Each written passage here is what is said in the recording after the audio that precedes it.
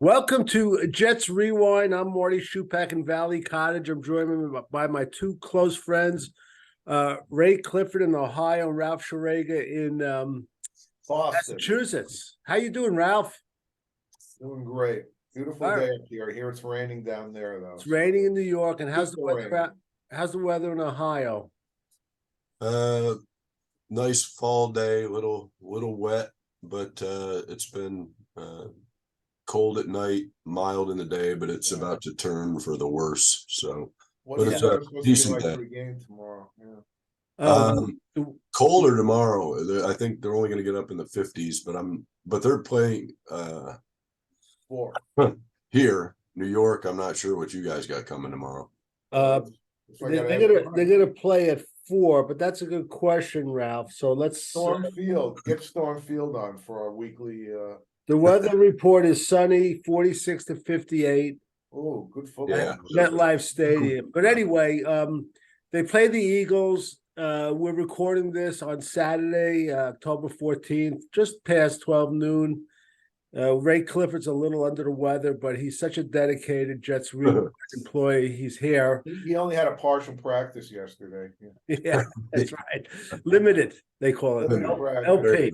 Yeah, but anyway, they've never beaten the Philadelphia Eagles. What an amazing stat that is. 50 years over. It's Never. Which is unbelievable. We're going to get into it, but I do have a trivia question. And if you bear, it's very long-winded, so just bear with me, It's Ralph. not unusual for your trivia question. Yeah, and Ray, and I don't mind if Ralph and Ray roll your eyes. It's okay. Okay, here we go. Because we're playing the Eagles, there were 9 quarterbacks who played for both the Jets and the Eagles. I'm going to give you 3. Just listen. You're going to give us the easy ones? No, Yeah. I'm going to give you 3 of them.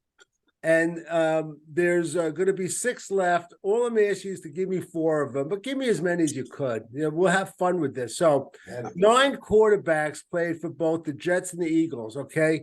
First, I'm going to give you one, and Ray, this is one of Ralph's favorite players. Al Doro played for the Jets in 60-61, played for the Eagles in 57.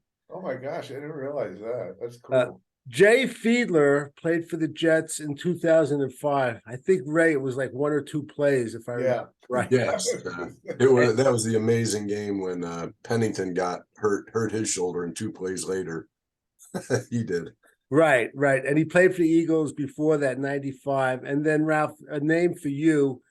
Pete Lisk was a quarterback for the Jets in 1964 and for the Eagles in 71 and 72. Wow. So those are the 3 Jets that I'm giving you that played for both the Jets and the Eagles, and there are 6 more. Don't spend a lot of time. You guys will get at least 3, I'm sure.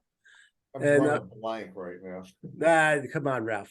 Come Ray, on. Have a couple. out. Well, Ray is our trivia king. But anyway, as I said, we've never beaten the Eagles. Probably the highlight of the Jets Eagles is probably an exhibition game where it was a Hail Mary. And I think it was thrown, and it was what's his name, Ray? Who was the quarterback? Captain Morgan threw it, and Kenny Yeboah, I think, caught it. Is that right, Ralph? Yeah, they were down by like, I don't know, 8 or more than that with about seconds left. I think I turned the TV off as usual, and I missed the end of the game. Right. It was an exhibition game, but 31-31, something crazy. But other than that, it hasn't been great. Now, there's a few good things happening, which I'll get into in a minute. But one of the things going on is I believe the Eagles play the Buffalo Bills in a couple of weeks after the Jets.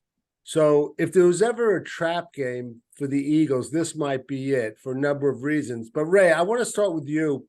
I read a report that Dwayne Brown looks like he's going to be healthy after the bye. Now, I know there's a lot of speculation because our right tackle went down AVT, and Max Mitchell's going to be playing for him. But if he is healthy, what would you do? Would you keep Becton at left tackle and move him back to right tackle to get Dwayne Brown in there? Is it all dependent on how Max Mitchell plays? I'm not a Becton lover, but because of these penalties, but he's been playing very good in my mind. So, Ray, what would you think they would do? Well, I think I think it would be dependent on the right tackle to me. You know, if Max Mitchell's looking solid or whoever's on that side was looking solid, I'd stay with Becton as long as he's playing well. But if the right tackle's struggling, then I think they'll go to. They may anyway. They just seem to automatically throw Dwayne Brown in there like he's like he's the guy he was 5 years ago. But I think they'll go back to Brown, but I would stay with Becton if the right tackle was solid. Ralph? Yeah, pretty much the same thing. I think tomorrow is going to be an audition for Max Mitchell, and well, I think if he's just decent, I think they'll stick with it. I hope I'll be wrong, Ray, that they're going to throw Brown back in anyway. But it might, who knows? I mean, that guy leads a charmed life with the Jets. But and then the other alternative is Billy Turner. Who would you rather have, Billy Turner at right tackle or Brown and Becton back to the way it was? I don't know. I mean, Brown was playing pretty bad. Yeah. Well, Ralph, in all honesty, after the first game, after the Rodgers injury, I guess halfway through the first quarter, he seemed to settle down a little bit. Little. Just to be honest with you, so ever been healthy when he's on this team? It's like, well, listen, look, he hasn't been, but last year, give the guy credit playing whatever it was, a torn labrum or rotator cuff, playing for the season. So I'm on the same page as both you guys. I think a lot of it depends on Max Mitchell. I think they might have a short leash on him just because, as Ralph had said before, Hackett's in love with Billy Turner for some reason, which we shake our heads too. We don't understand it. But all right. Anyway, go ahead, Ralph. What were you saying? There's a lot we don't understand about this team, but yeah, like every year. The injury report came out, and I just want to read: Justin Hardy is out, DJ Reed is out, Brandon Eccles is out. Okay. Now, the Eagles, Jalen Carter, defensive lineman, who the last two games he's been unstoppable, he's out. They have a safety, Justin Evans, he's out. Quarterback Darius Slay is out, but he hasn't been really good. And the wide receiver, Quiz Watkins, is out. Ralph, looking at that, I mean, who do you think has an advantage with these players that are out, if you look on that?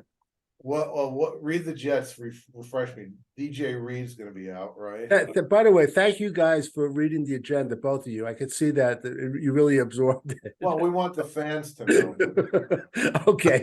Justin Hardy, DJ Reed, and Brandon Eccles. Now, in addition to that, and well, I can tell you right now, the Jets get the better of that trade. What do you mean? You think they have an advantage? Yeah. Okay. Just because of why? Just because of Carter? Mainly Carter, yeah. But okay, even though Slay isn't playing that well, he's still, who knows what their depth is like. But yeah, I would say so. And also because Bryce Hall is a superstar, we just found out, I guess. Well, we're going to get into that. And Ray, we'll do it now. What I'm concerned about Bryce Hall, who I think has ability, my biggest knock on him is that he couldn't put together two good games in a row. I mean, I remember a few years ago, he played that very good game against Tampa Bay, and he also played a very good game against, I think it was Jamar Chase against Cincinnati. But the games following, he was awful. Ray, how confident are you in Bryce Hall now at one of the cornerbacks? I just thought he was pedestrian at best last week, which is probably a step up from how I felt about him before that. But I don't have a lot of faith in him. But I guess I'd just say, I'll believe he's on the upward path if he puts together two games in a row, like you say. He'll play good one week and the next he'll look like absolute garbage. So. Right. And I think they're going to activate this guy, Ralph. I think his name's Deion James. Did I get that name right? Craig James. Craig James, isn't it? Craig James. Okay. But Ralph, what's your take on Bryce Hall? Well, when you think about last week, he had the one charity hop, which he would made him this hero of the game. And he also had the terrible penalty. Didn't hear his name too much. I felt like Russell Wilson, I felt like most of the pass rush, Wilson wasn't pulling the trigger, whether it was he just wasn't seeing the field or there was a lot where it was good coverage. Maybe there was some good coverage. Maybe he wasn't as bad as we assumed he was. So I'm willing to be optimistic about him being reasonable. I mean, as always, if the Jets get a pass rush, it'll make his life a lot easier. So I think that's where the game will be won as usual. And Ralph, yeah. talking about that, do you think tomorrow they're gonna not activate Carl Lawson again? I was just reading an article about that. That's a good question. I don't know. I mean, McDonald last week, he did recover the fumble, but did he play well enough? I know Lawson he said he hasn't been healthy. And I think if he says I'm 100%, I think they will activate him for this game. All right, how about you, Ray? What's your feeling about that? I'd like to see him maybe be active, but I won't be surprised if he's not. I think they think they might be finding something with some of these guys and want to keep giving them time. And they might be planning ahead for, I'm not sure when you had mentioned before in the last show, I think when the trade deadline is, but I don't think they want to chance him doing anything that might get himself injured and off the field before the trade deadline. Do you think that if they do activate Lawson, like McDonald's the odd man out? I would say probably at this point, yeah, still. I think he's coming along, and I just think it's a matter of time. But I think if anybody has to be held out, how these guys are playing, they're going to hold out. Who else? Would you think they're going to hold out? Option, I think. I don't think. Yeah, and we discussed that Source has an undisclosed illness. Also, Xavier Gibson, he was on the injured list yesterday and I describe it as a tender ankle. So they said it was something with the ankle. Ralph, I'm going to jump right now to my 5 key points for a reason. I want to do it before the shout out. That's good because usually I just can't wait. It's very difficult. Marty's 5 key points to the game, and Ralph, let me have some of that NFL music. You're good. All right. All right, here we go. Listen, I'm going to tell all Jet fans, if there was ever a game to come out with a hurry-up offense and a high tempo, this is it. Even when Jalen Carter, I didn't know he was going to be out. If he has a weakness, it's his stamina. But one thing about the Eagles, their strength is in the trenches. I'd like to come out in an up-tempo, no-huddle offense, try to win these guys. Now, I guess Jordan Davis is the other big guy too. That's one thing I would do. And also, I want to come out passing. And I want to ask Ralph this because you're up in New England. You know how many yards Mac Jones had against the Eagles when they lost that game? I'm going to guess about 250. 316 yards passing, 3 TDs. The Eagles are not, if they have a weakness, it's their secondary. Okay, I want them to come out passing. If you look at the game also where they beat the Commanders in overtime, Sam Howell was 29 for 41, 290 yards. But if you look closely at that game, a lot of his passing yards came in the first half. They passed first to develop a running game, and they're going to be up in the box because our best player right now is Breece Hall. So I want to come out passing. I also want, one of the players I want to target, they have a linebacker, Zach Cunningham, who's not a bad player, but he's awful on pass coverage.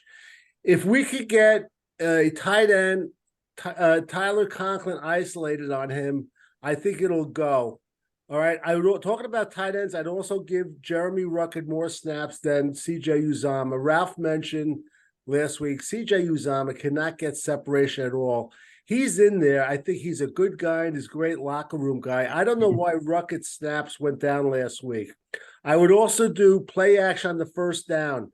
Against Denver last week, we only had 3 play action plays. And the week before, we had 10 against Kansas City. And I would also try maybe line up Breece Hall wide.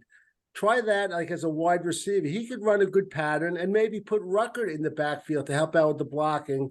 And the last thing I would do is Tony Adams, I'd have him as a spy on Jalen Hurts. Last week, and Ralph, you pointed out they used Huff. They also used Adams in the second half. You got to come out and you got to be prepared to go. Keep in mind, though, too, when I'm talking about the Eagles' weak secondary, and Ray, I'm going to get your opinion on my keys in just a minute. As a team, they only have 2 interceptions this year. So go ahead, Ray. What do you think about Marty's 5 key points? Actually, I agree with them in a lot of ways because I think, and it's funny because I just happened to be perusing your agenda as you were doing that, and a lot of your over-unders I had already written down. I swear I didn't listen to your over-unders before I gave my I didn't listen to your 5 points before I put down my over-unders, but I do think we got to pass the ball on him. I don't think we're going to be able to run it. I think that's really the biggest thing that, I think he can.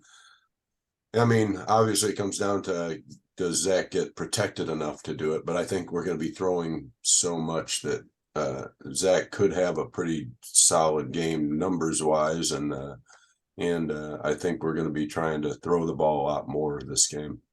Okay, Ralph, go ahead. You could knock holes in my game plan. Oh my gosh, if I can even remember. I know the first one, I don't even remember, but I liked it. Yeah, hurry up. I've been saying that for about a year now. I think the general idea behind some of your stuff is get more creative. I don't know that necessarily I would put Breece Hall on the outside, but stuff like that. Yeah, let's get more creative.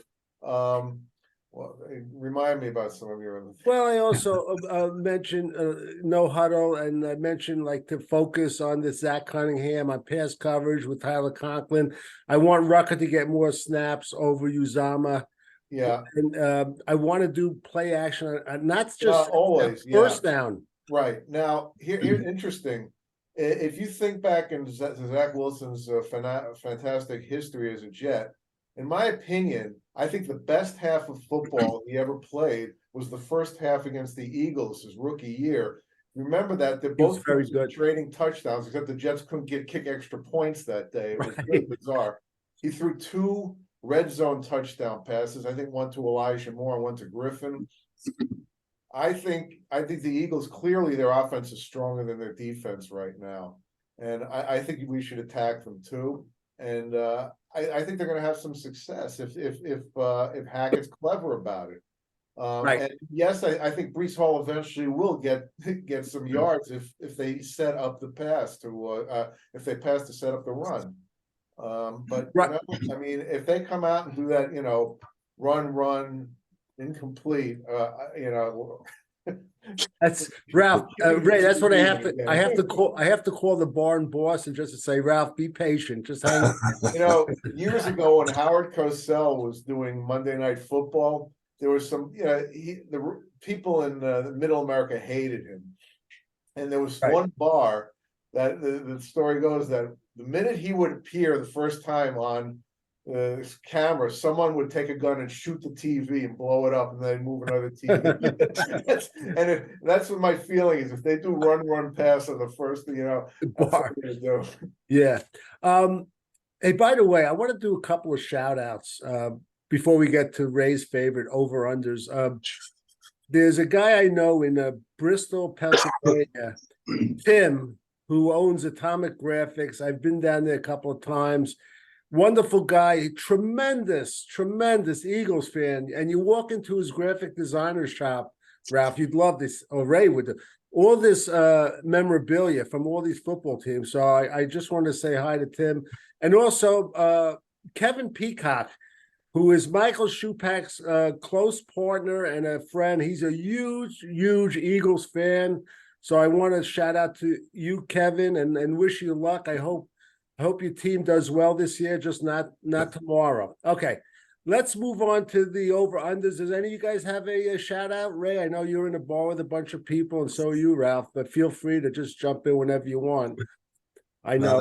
Next week, I'll bring out a few of the names of the folks that I see every week. Don't we have a bye? Is there a bye after this week? Yeah, there's a bye after this week, which is good. I'd love to win, and Oh, just yeah, would that be great, huh? oh, it'd be great. And just so you guys know, I mean, I think this is the best team we're playing this year. I think Hackett's got to pull out his bag of tricks. Whatever you have as far as a reverse or something, do something. How about a reverse Brees Hall to Xavier Gibson? I've been asking for that for all year. Use this guy. If you're going to bench McCall Hardman, you got to get this guy the ball. He's Yeah. oozing with talent. It just drives me crazy, Ralph.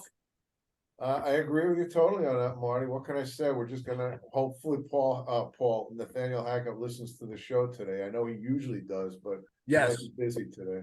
Yeah, our two of our biggest fans are Nathaniel Hackett and Bill Belichick up in New England. I know they listen. All right, anyway, let's do some over unders. I'm going to start with Ray and Ray. First one, are the best Jet on the team right now. Brees Hall, the over under for rushing is 99.5. What do you think? With that great defensive line minus Jalen Carter. I'm gonna say they're gonna, unless he breaks a big one, I think it's gonna go under, because he's not gonna be chunking them for nice gains enough to. I think they're gonna focus on stopping him, and they got a better line than the Broncos even without Carter. So Right. I'm gonna say under. Ralph, what do you say? I guess I'm gonna have to say under as well. Okay, I'm going to say over.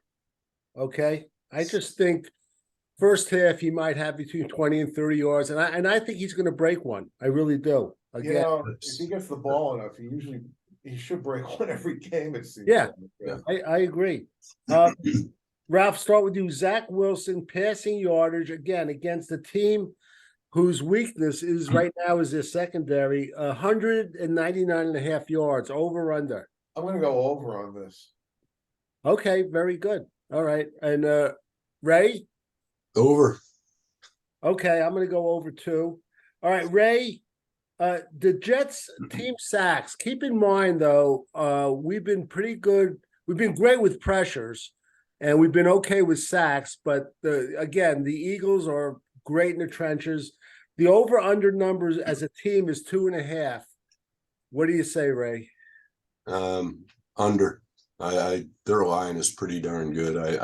I'm hoping we just get enough pressure to make them, keep Hurts uncomfortable back there, but I don't think we're going to get to him. Ralph? Yeah, I'm gonna go under as well. I guess I just whatever Ray says, I'm gonna. Okay. I'm going to go over, and I think part of the reason is I think one guy, Quincy Williams, is playing at such a level, they're going to be concerned with him just as they're going to be concerned with Brees Hall. Yeah. And I'm not necessarily saying he's going to have sacks, but he's going to drive Jalen Hurts into a sack. Well, I wanted to mention something about Quincy Williams. They say the best, most exciting 2 minutes in sports is the Kentucky Derby. Well, I think it's Marty Schupak's 2-minute Tuesday. And you were talking about a few topics that I'd been thinking about. One of them was Quincy Williams, and I think that they should start using him like the Dallas uses Micah Parsons. Move him all around, stunt him, send him more, because the guy is a dynamite athlete. And I'm not saying he'll be as good as Micah Parsons, but he can be a real wrecker. And I would really like to see that, because I think if they start doing that, I think he's a double-digit sack guy. And I agree. I agree with you about using him that way. Yeah, I mean, Ray, I got to tell you, when he first started playing, and there was a kind of an inbred negative bias on my part, just because they picked up. You. I'm sorry. Not you. No, yeah, because making the early decision.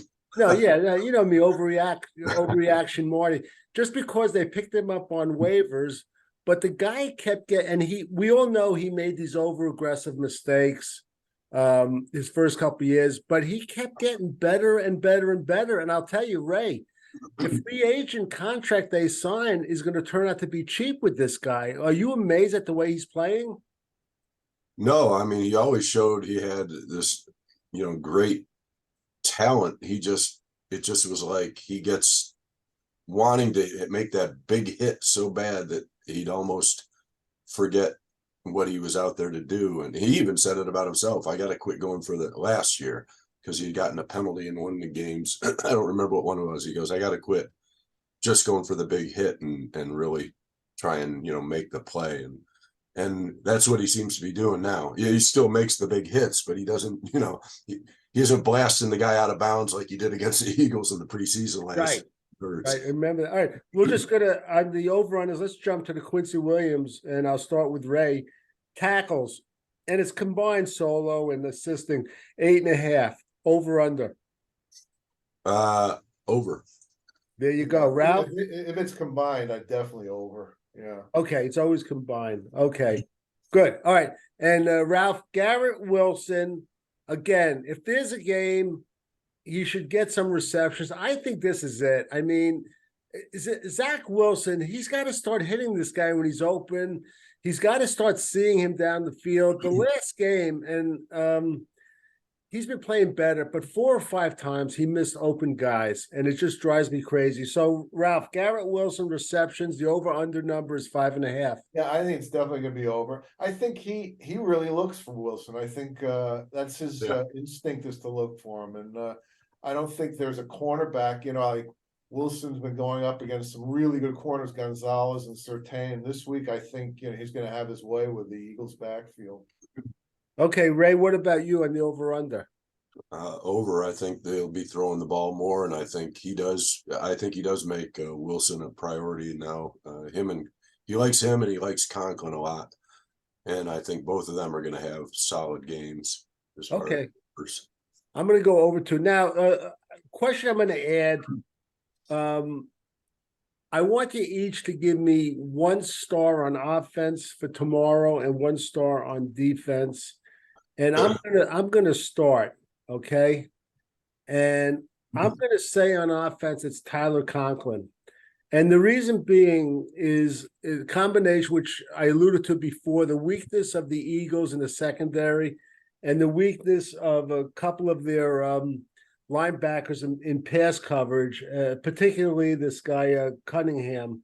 So I think he's going to be the hero on offense, and on defense.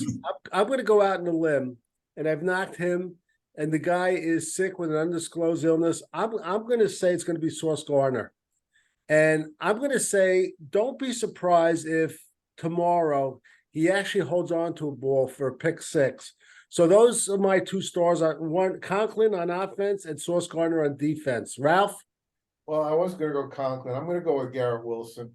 I think, he's going to break a big one.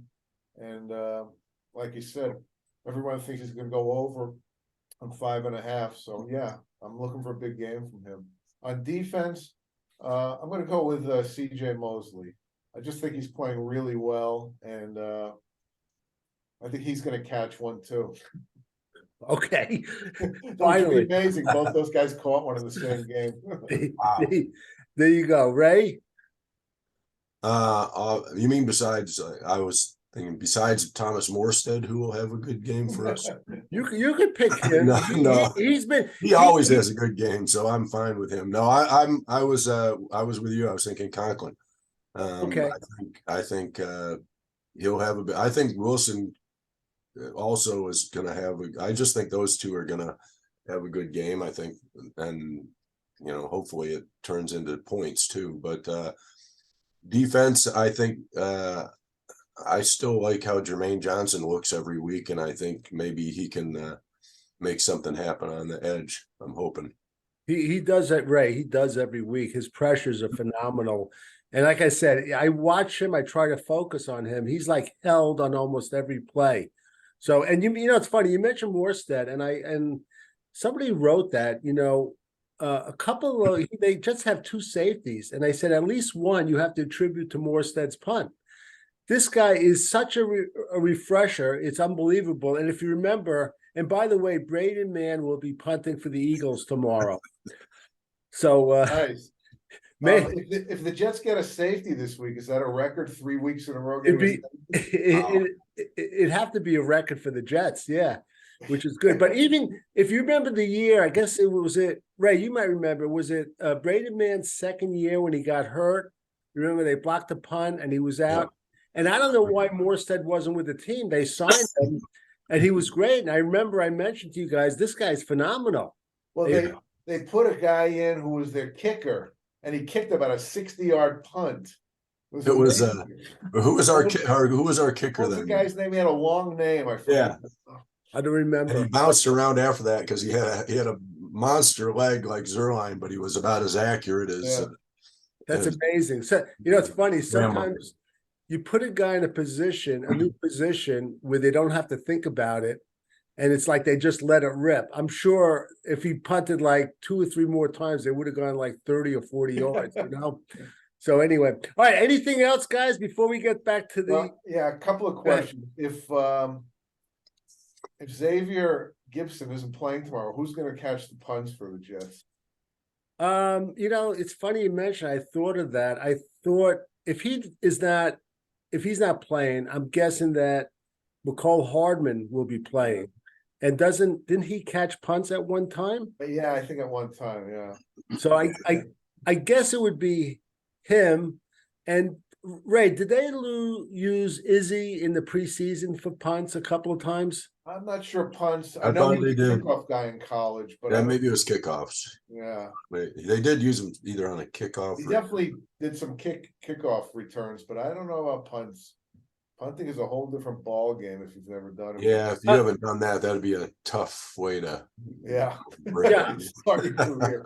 Right. I want to ask you guys one other question I thought of. I thought it was a good move with Carl Lawson as a healthy scratch. And it was kind of a gutsy move too, because they asked him to decrease the salary, which he did. I just wanted to ask you both, is there a chance, first of all, I want to ask you, is Dalvin Cook a good blocker in picking up blitzes? And what I'm getting at is there any chance that they can make him a healthy scratch the way he's been running? The last game he looked a little better, and activate Izzy. I'll start with Ray. Is he a good blocker on blitzes? Do you remember? I'm not sure on that. I mean, the way he runs, you would think he is because he seems to run into everybody he sees. Unfortunately, probably wouldn't work the other way. All right. I don't know if he does the Olay box. I don't see them making him a scratch, though. I just don't. They already had 12 million on the bench last week. I can't see adding another 8 to it, but who knows? Maybe. Ralph, what's your take? Do you know if he's a blocker? I don't think they'll scratch him, but I wish they did. Either he or Bowden, whatever his name is. I wish one of those guys would get scratched. I don't think either of them really add anything, and I'd like to see what Izzy can do, and I want to see Michael Carter get more touches. Right. I think we're all in agreement that we want Michael Carter, the running back, and Jeremy Ruckert, the tight end, to get more repetitions. So all the talk now is about the Jets trading at the deadline Cook and possibly Lawson. If they win tomorrow, are they players? Are they going to be buyers instead of sellers? Do you think? Or well, I think a lot of that really depends on if both guys are active and how they do. Yeah. To be honest with you, I mean, somehow let's say Lawson is active and he gets like 1 sack and like 3 pressures. I think they might, just knowing how Salah operates, he might say to Douglas, look, we got to keep him. If we have a shot at the playoffs, we have a good rotation. Ray, what's your take on that? Lawson, I could, well, if they make him inactive, I think they're looking to trade him. I think they want to make sure he doesn't get dinged up on that. But if they play him and he plays well, that to me is a toss up. Now, Cook, I think Cook would be happy if the Jets, I think he'd just go, they'd ask him, where do you want to go that's not an AFC opponent, and try and work something out for a team that I think they'd, try and treat him right. They wouldn't just send him off to, right. Send him to Chicago or something. But after 6 games, just quick math, his contract is for $7 million, so it's approximately 2/3 of the contract is left. I don't know if a team would want the Jets to pick some of that up. They might, but it's not like anything counts against them next year, and they're already committed to this. So if they picked up a couple million to send him somewhere and get a 7th round pick and a bag of balls, they'd probably take it. What a waste of money. I didn't like we didn't it's unbelievable. I mean, I don't Well, they got understand. that 35 million in their pocket all of a sudden. Right, well, that's the thing. Hey, It was on the heels of the Aaron Rodgers giving the money back, so bad timing. yeah. Speaking of Aaron Rodgers, hypothetical, this guy keeps talking about playing, being ready before the season's over or for the playoffs. Let's say the Jets are like 7-7 and he's ready to play. You put him in there and get them over the hump. Do you think he could be ready to play? Is that possible? I think I would put him in. I think he would be ready, and I think he could handle it. That's my feeling. I would definitely feel good. I think he's the type. He's pretty smart. He's a pretty smart guy, no matter what you think of him. If he says he's ready, he's ready. And I think that they'll put him on the field. How about you, Ray? I think a mandate would come down from Woody, get him in there and let's, make the play. But the downside of that is he could get re-injured because that worries me more than well, certainly if they're out of it and he wants to play, I would say no, please, don't. But the other is if he doesn't, he goes in and doesn't play well and they've been playing pretty good, then they got to deal with it. Listen to everybody gripe about that too. But well, he's a big boy, and he wanted to get it. He knows that that's a possibility. Yeah. Oh yeah. But there's another thing which people think about. But if you look at the different scenarios, the Jets could be in a tough spot because he's on the roster. And what I'm alluding to is if this season spirals out of control, and Ralph had mentioned it, and if they wanted a clean house, I think it's all going to be dependent on what Aaron Rodgers thinks, because he's not going to want to get rid of Hackett.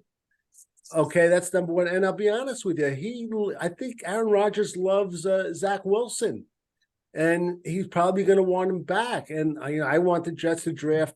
Me, I want him to draft 2 quarterbacks next year, and if not 2, maybe at least one in the 4th or 5th round. So, Ray, I mean, can this Aaron Rodgers turn out to be a real negative if things spiral out of control?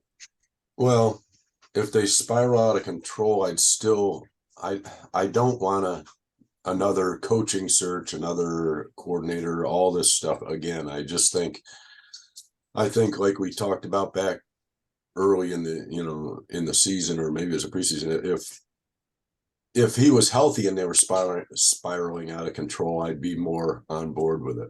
But without him, I think it has to, when we say spiral out of control, it has to go beyond just bad. It has to go the 5-12.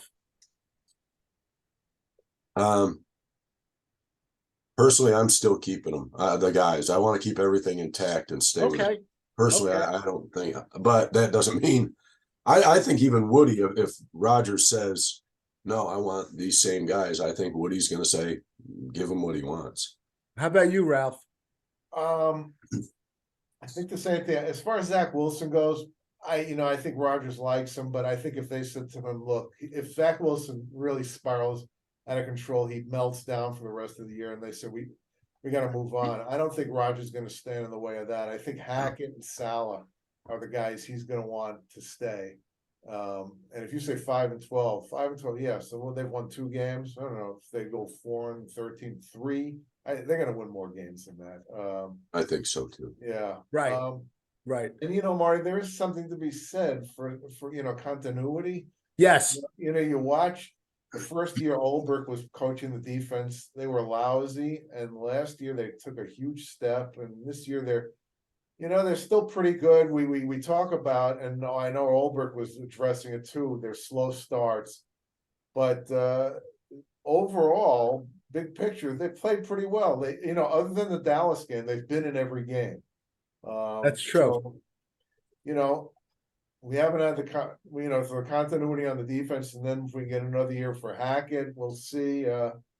I mean, I'm hoping for better things from him, but even, even just being there for another year, having the players know the system.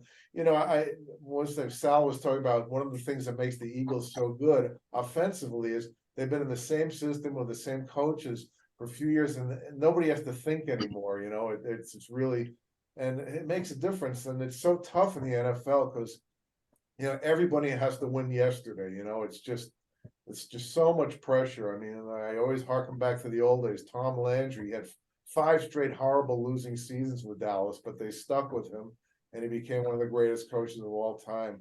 It just doesn't happen in this day and age. But maybe because of Rodgers, Salah gets that extra year, and maybe that's just what puts him over the top. We'll see.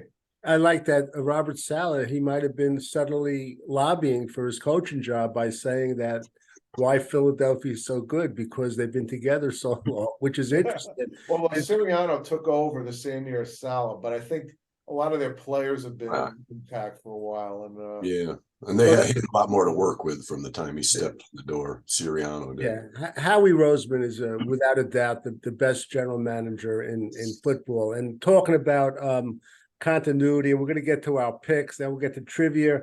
Of course, the Mets owner Steve Cohen taught us this year about continuity, right, Ralph? He taught us about money too, and how to just flush it down the toilet. All right, here we go. I'm going to start. I'm going to say the Jets are going to win 21-20, and I've been a Zach Wilson basher. I think he's going to have a couple.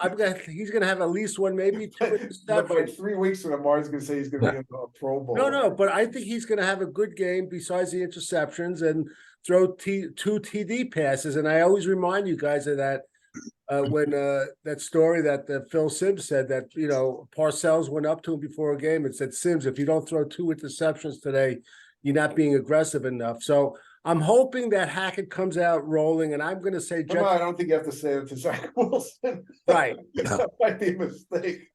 Yeah, 21-20 Jets win. Ray?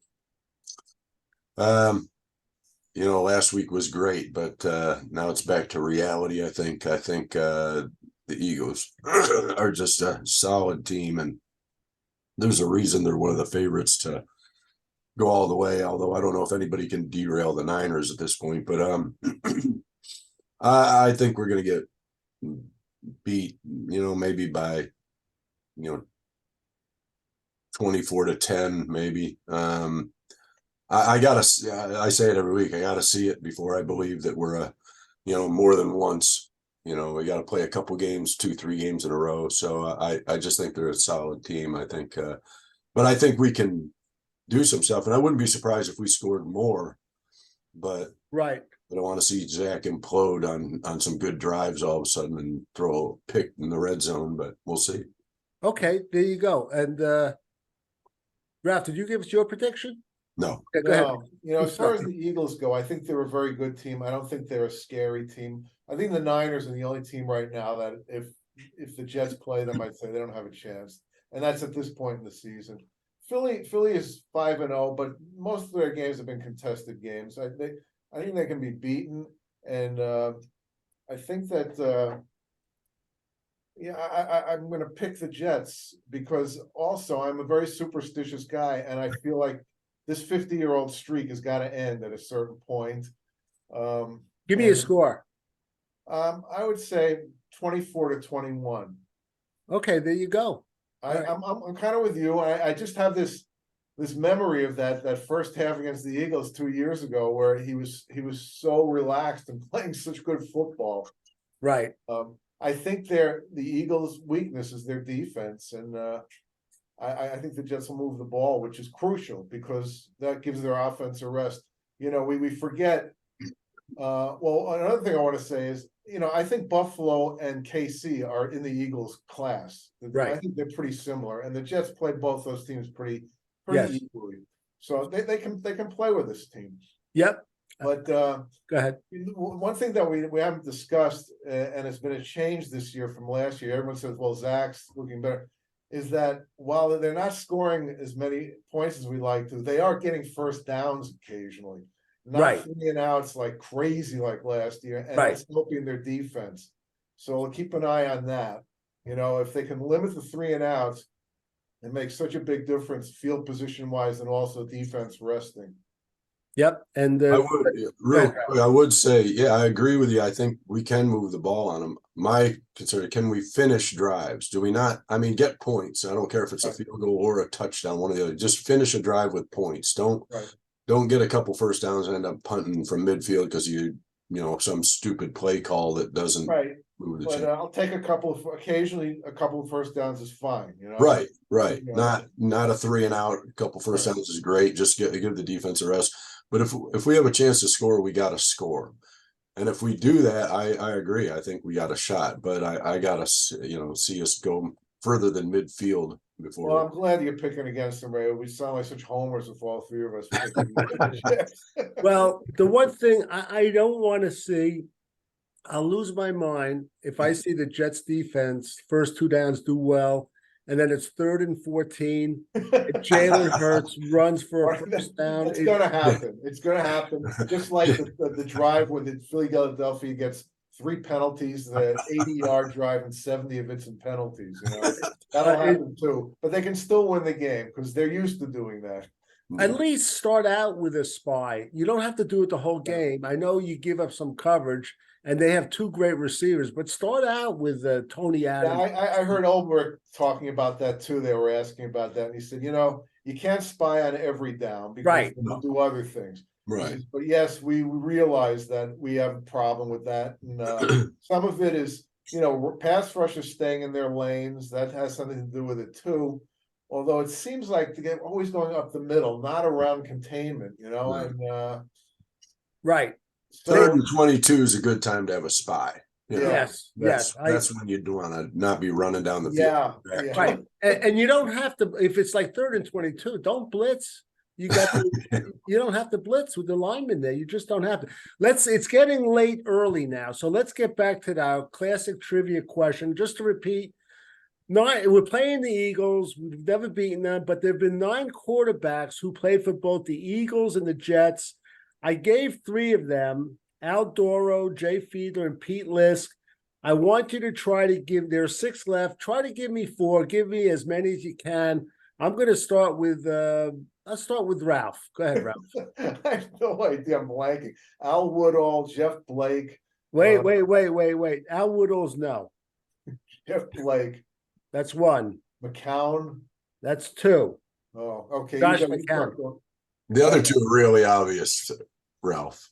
They're more recent. Go ahead, Ray. Sanchez. Yes.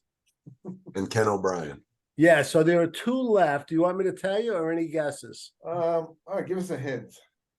Let's see. Initials, whatever. Era, 80s, 90s. One is in the 90s, one is in the 2000s. Boomer? No. Boomer? No. Good guess. I'll give you one. The other one is very obvious. You're going to shoot yourself. Bubby Brister. Oh, okay. Yeah. Remember the shuttle pass, the famous shuttle pass? Yeah. And the last one you're going to shoot yourselves, the 9th. You ready? Michael Vick. Oh, yeah. I forgot he was a Jet. I know. Yeah. Well, which he's famous for, if you remember, and the season was 2014. I think it was against Buffalo. They put him in, and he admitted after the game he didn't prepare because he didn't think he was going to go into the game. So, you know, typical. Well, you know, they have stories like that. I think it was Billy Joe Tolliver or Billy Holbert or something like that. Even though they play, but my favorite story is a baseball story. Remember the player for the Detroit Tigers, Gates Brown? Gates Brown. Big guy. He was a pinch hitter. And he was, you know, it was late in the game, and there was, I don't know if he was a righty or a lefty, but he figured there's no way I'm going to go in because of who's pitching. He was eating a hot dog, and they called him in a pinch hit. He put the hot dog in his shirt while he was hitting. That's good. I like that. It's almost like Mark Sanchez. You know, right. All right, we're going to close this out for Ray Clifford, who's in the Buckeyes state. Are the Buckeyes playing today, Ray? Yeah, they're at Purdue. At Purdue. So it's another walkover. Is Purdue any good this year? Not real, but they always play them tough in Purdue, so that's the little bit of chance that actually that Maryland game was pretty good, and Yeah, how did Tagliavola look? he looked actually pretty good. I didn't Yeah. get to watch all, but he was pretty good early. Late they had some issues, so it looks like it was more of a blowout than it was because heading into the fourth quarter, it was only a one. It was 20-17. Oh, really? I didn't So know yeah. it was that close. All right, and Ralph Schrager is in Massachusetts. I just want to mention, I wanted to mention earlier because they kicked off. Actually, they're kicking off in a few minutes in New Jersey. The two best football high schools, Bergen Catholic is squaring off against St. Joseph's, and it's like they're like machines as far as top college recruits. Just an example, Notre Dame has two graduates from Bergen Catholic, two from St. Joseph's. So it's number one versus number All right, two. Marty, give us a prediction. I'm going to say St. Joseph's is going to win 31-21. That's my prediction. All right. Any school that's named after an aspirin. That's right. That's right. As long as it's Johnson & Johnson, right? Okay. For Ralph Schrager, Ray Clifford, and Marty Schupak, enjoy the Eagle game. Until next time.